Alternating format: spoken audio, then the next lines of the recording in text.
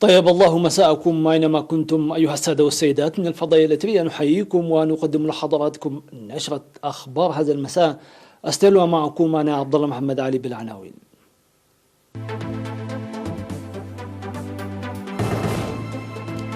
البلاد تسجل 9 إصابات جديدة بفيروس كورونا المستجد. صيانة وتوسيع الطريق إلى دمحين فرع. اختتام المنافسات الفنية التي نظمتها وزارة الدفاع. هدنة أرمينيا وأذربيجان حيث التنفيذ وسط تبادل الاتهامات بمواصلة القصف.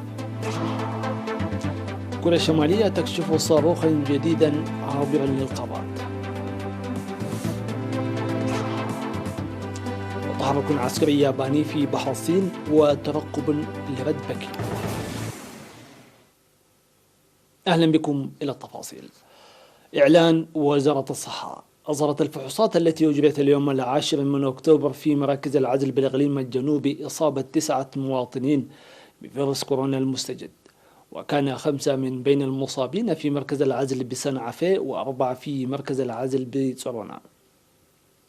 وعاد المصابون 9 من إثيوبيا بطريقة غير نظامية في الأسابيع الماضية.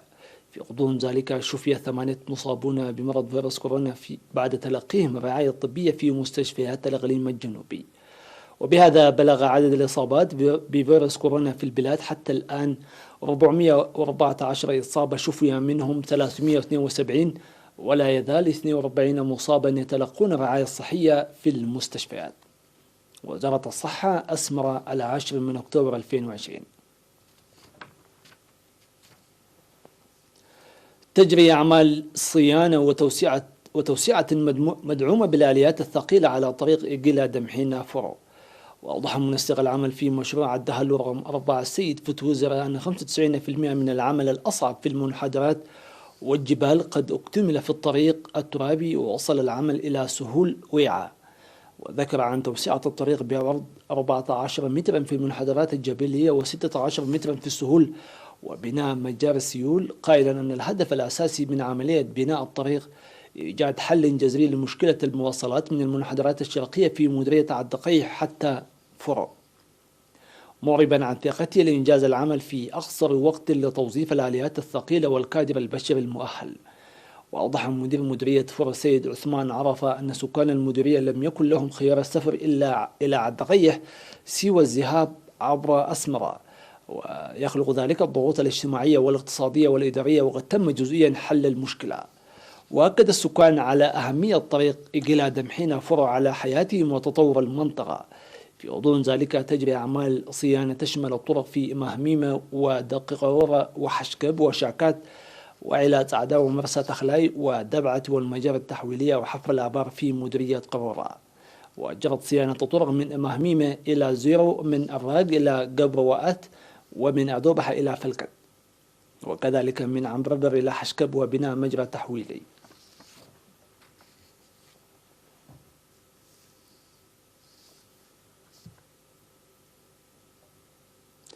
دعا مدير مديرية ماي من المقدم أبراهام هايلي الجهات المعنية القيام بالدراسات اللازمة للآثار الموجودة في دير ندابا يوناس وعد شمتنبوسا والحفاظ عليها.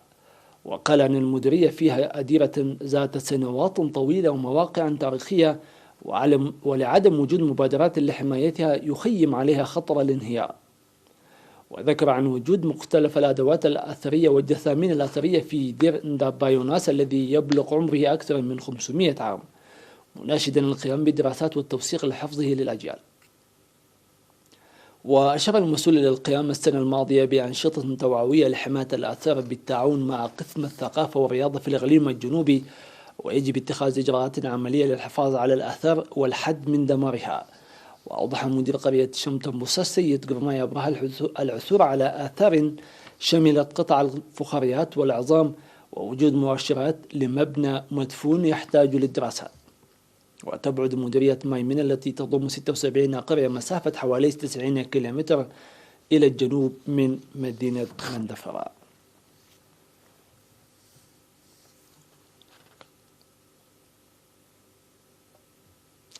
اختتمت في 10 أكتوبر المنافسات الفنية بين 7 فرق فنية تابعة لوزارة الدفاع في الرقصات الشعبية والموسيقى، وإدارة البرامج نظمها ضابط التعبئة والتوجيه المعنوي في وزارة الدفاع.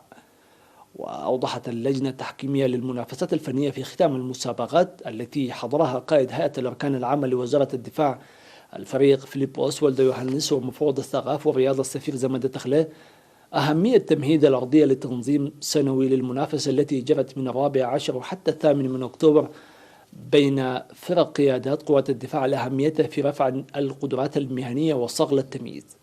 من جانبه أوضح قائد ضابط التعبئة والتوجيه المعنوي العقيد سلمون سيوم أوضح الدور الكبير للعمل الفني في النضال السياسي والمسلح للشعب الإريتري، مؤكدا بأن المسابقة تهدف لإنتاج عمل مميز ينمي القيم الوطنية وترسيخها.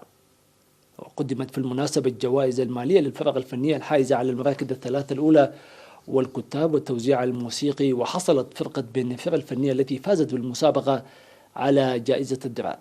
وقال قائد هيئة الأركان العامة الفريق فيليب أوسوالدو يوهانس في ختام المناسبة في الشرح الذي قدمه عن أهمية الفنون في مرحلة الكفاح المسلح بالنظر للعمل الفني القوي للقوى الاستعمارية، أن الدراسات التي جرت أظهرت بأن الجبهة الشعبية قامت ببناء عمل فني يعطر كافة قطاعات المجتمع، داعيا الفنانين في البلاد لتقديم العمل المهني المميز. تلقى 52 شابا من الإقليم الأوسط دورة تدريبية للحفاظ على الألعاب التراثية نظمها قسم الثقافة والرياضة في الإقليم. وأوضح مسؤول قسم الثقافة والرياضة في الإقليم الأوسط السيد اندرياس أسبروم أن الدورة التدريبية التي استمرت ل3 أشهر بالشقين النظري والتطبيقي تضمنت الألعاب التراثية لقوميات التجرينيا والتجري والساهو والكنامة لتعريف الشباب بالألعاب التراثية القنية وتمهيد الأرضية لنقلها على مر الأجيال. وأشاد منسق الدورة التدريبية التي اختتمت يوم 9 أكتوبر السيد سبهاتو أرآيا بالاهتمام الذي أبداه المشاركون إدراكا لأهميتها.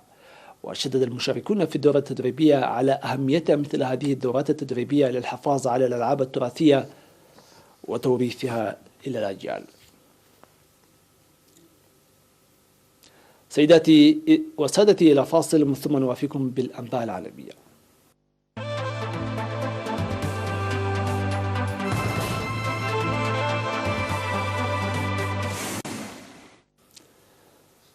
وفي الأخبار العالمية، دخل وقف إطلاق النار بين أرمينيا وأذربيجان في إقليم ناغورني كاراباخ حيث التنفيذ بعد أسبوعين من المعركة الكثيفة بين البلدين في ظل تبادل الاتهامات بخرق وقف إطلاق النار في الإقليم المتنازع عليه.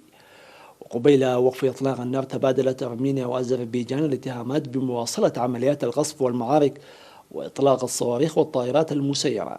وفجأة عاد الهدوء إلى ستيباناكرت عاصمة إقليم ناغورني كاراباخ حيث دوت صفارات الإنذار قبيل دخول الاتفاق حيز التنفيذ. واستهدفت عمليات قصف ستيباناكرت مرات عدة في الأيام الأخيرة، وسمع دوي انفجارين بعد موافقة أرمينيا وأذربيجان على وقف إطلاق النار. وأعلنت وزارة الدفاع الأذربيجانية أن أرمينيا تقصف بكثافة مناطق مأهولة بالسكان.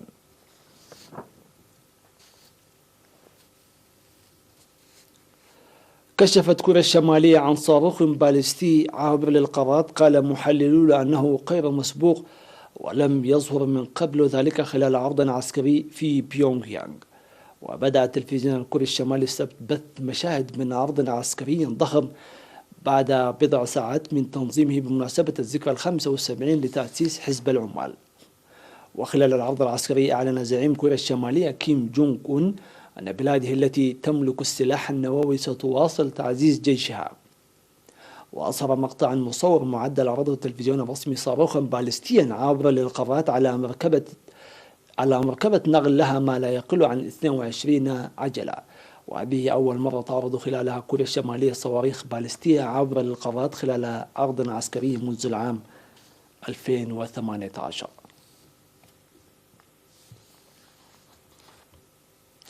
أعلنت وزارة الدفاع اليابانية أن قوة الدفاع الذاتي البحرية أجرت تدريبات للتصدي للغواصات في بحر الصين الجنوبي في 9 أكتوبر، ونشرت 3 سفن شملت حاملة طائرات هليكوبتر وغواصة. وقالت الوزارة في بيان أن الهدف من التدريبات تعزيز القدرات التكتيكية دون إعطاء تفاصيل أخرى بشأن الموقع الجغرافي للتدريبات. هذا وذكر صحيفة جلوبال تايمز الصينية المدعومة من الدولة في إشارة إلى أحدث تدريبات يابانية أن تكرار الأنشطة العسكرية في بحر الصين الجنوبي لا يؤدي إلى أمن واستقرار المنطقة وتعارضه الصين بشدة. وتطالب الصين بالسيادة على تقريبا كامل المياه القنية بالطاقة في بحر الصين الجنوبي وأقامت مواقع عسكرية على جزر اصطناعية في المنطقة.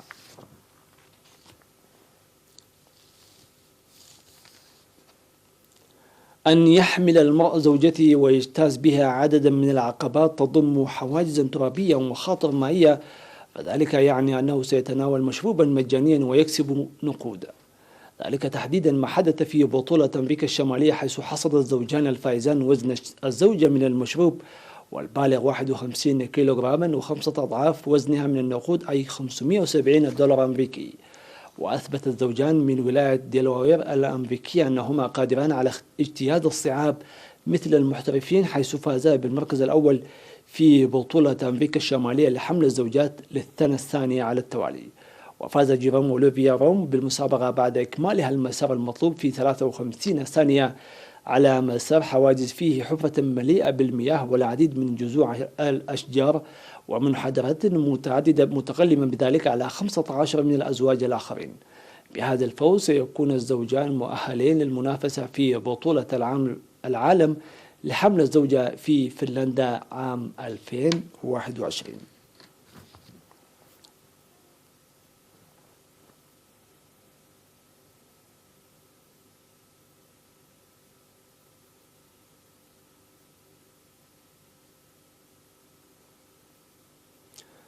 بهذا نصل إياكم إلى ختام هذه النشرة، في أمان الله وحفظه.